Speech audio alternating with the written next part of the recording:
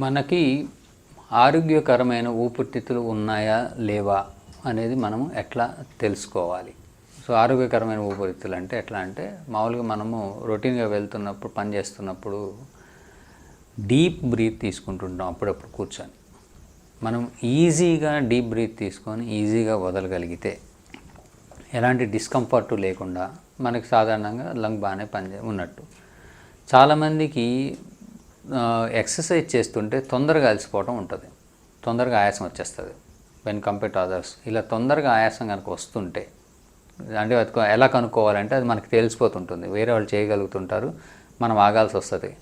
So అలా తొందరగా అలసిపోయి ఆగిపోతుంటే మనకి లంగ్లో ఏదో ప్రాబ్లం ఉన్నట్టు లెక్క.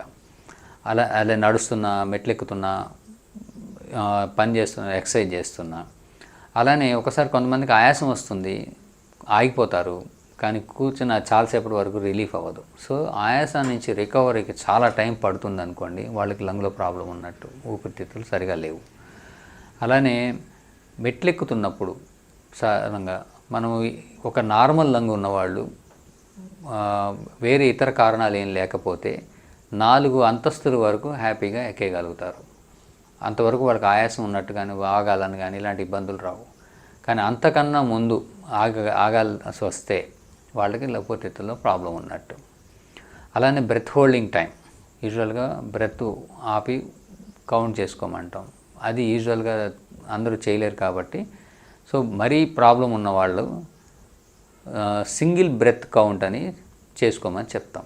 సింగిల్ బ్రెత్ కౌంట్ అంటే మామూలుగా అయితే మనం ఊపిరి తీసుకొని అంకెలు లెక్క పెట్టమంటే ఊపిరి తీసుకొని మళ్ళీ ఊపిరి తీసుకోకుండా ఒక్కసారి ఊపిరి తీసుకొని మళ్ళీ ఊపిరి తీసుకునే లోపల మనం ఎన్ని అంకెలు లెక్క పెడతాము. బాగా హెల్తీ ఉండి మంచి అథ్లెట్ అయితే 100, 120 కూడా లెక్క పెట్టగలుగుతారు. కానీ ఒకే పేస్లో స్పీడ్ పెంచకుండా ఒక మోడరేట్ పేస్లో పూర్తిగా ఉచ్చరించాలి. అంటే 1, 2, 3, 4, 5 అంటే 1, 2, 3, 4, 5 అంటే అక్షరం మింగకుండా చెప్తే.